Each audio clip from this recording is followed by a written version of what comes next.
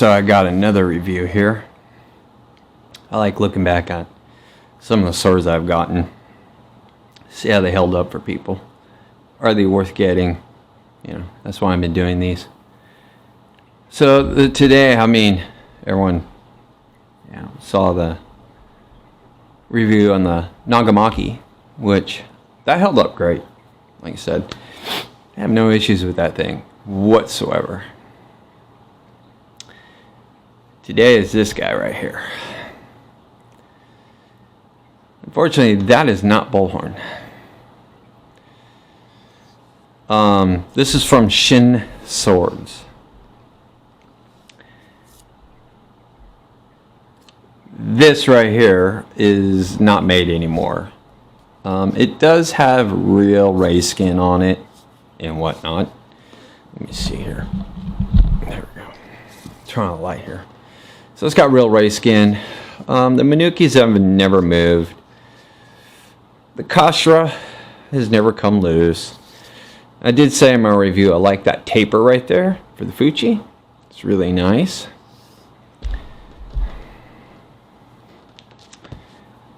Say hi, Tomo. Say hi. Okay, you can go. So anyways, you know, flat black again, you know, which I don't mind. It does show scuffs pretty easily because it's not lacquered. It's got a T10 blade, differentially hardened. It is kind of a heavy blade though. But it's got a nice distal taper. It really does. It's kind of dirty. I have to clean it. I haven't cleaned it yet. And it's got an Okazaki. So kind of like a Shobu would have.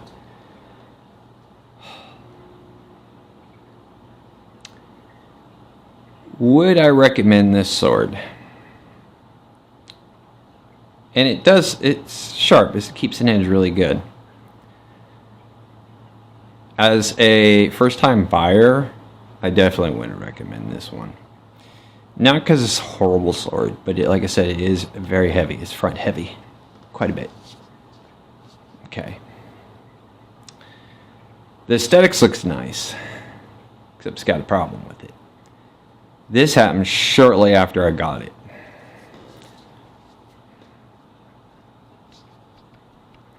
Let me turn that. Can you hear that? And if you watch the Seppa moves with it. Yeah, I mean, I can.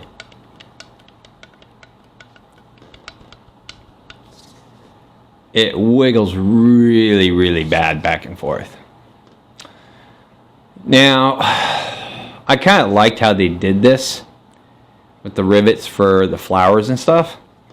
But another thing, if you look at, oh yeah, and I said this before, the Kogichi,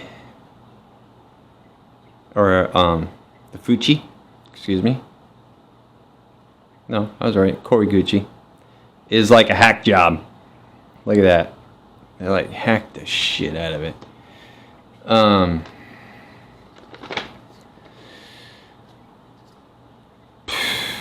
The Suba.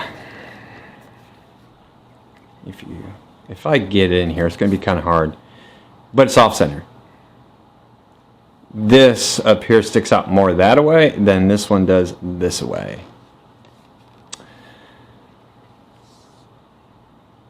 Which, yeah, because the Suba is, not only does it like, it just, all it does is protect your hands from sliding up onto the blade. It does help add to the balance of the blade though too. Besides just putting the balance in the blade, it can help balance it even more. Like the balance on this guy, I guarantee is way out. And I do mean way out. So let's see where, if I can find it.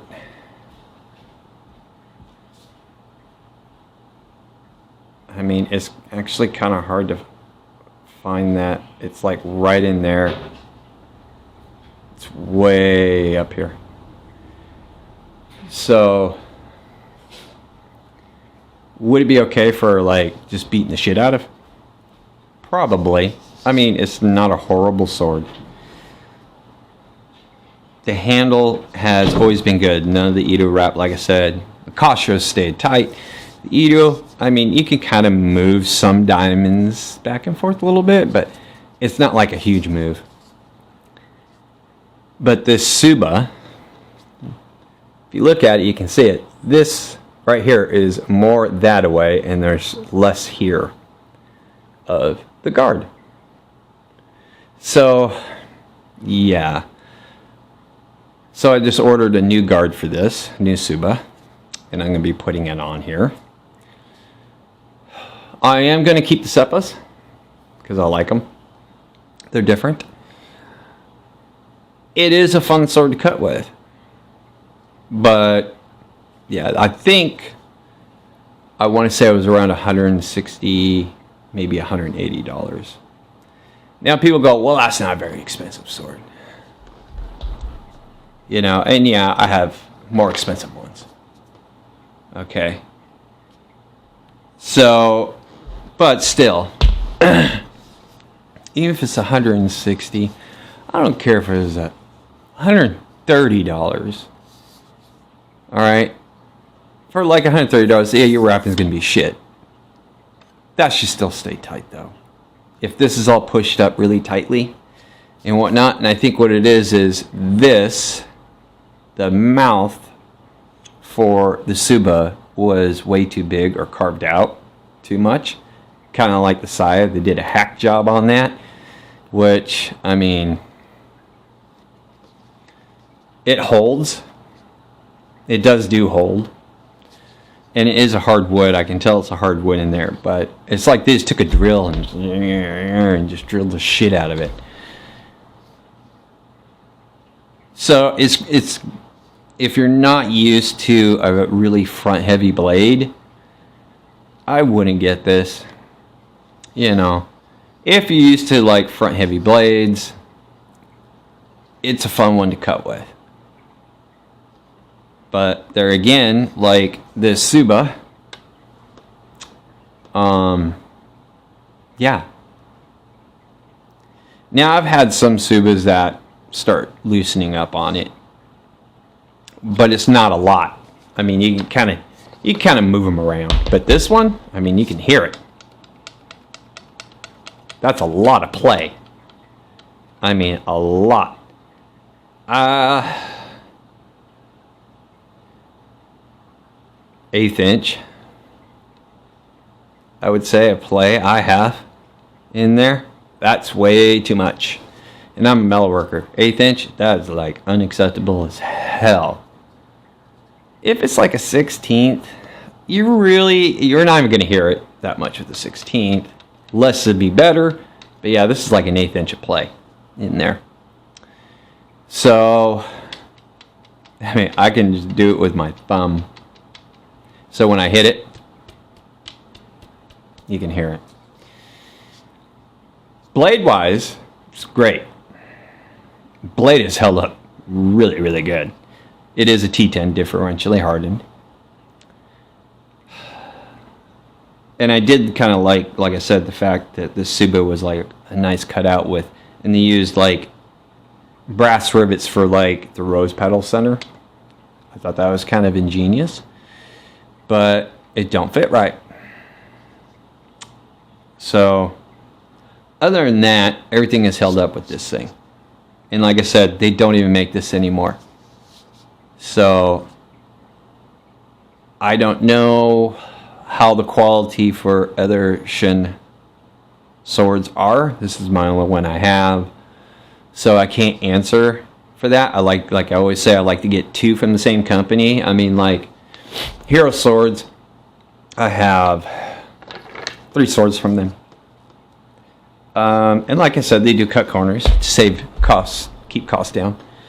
So obviously the more you're going to spend, they're going to have a little bit better quality. And I have noticed that. I do have to get another Bohayu. I haven't gotten a second one yet. To see the quality is the same. Sawadi, I own 2 of those, or I should say we do. My wife has one, I have one. And the only thing I had with that, and I did that in the revisit on that, is the cost just started coming loose a little bit.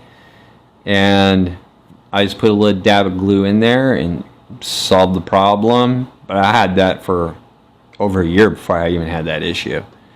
And really it's because it doesn't wrap up onto the costa. I always like it when they wrap around the costa a bit. I think it helps keep it on better. But that's just me.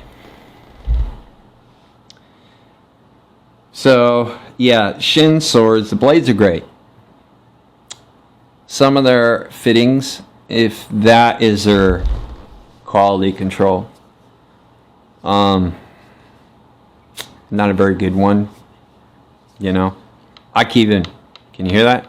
And it's in the side, and I can move it around. So, not good.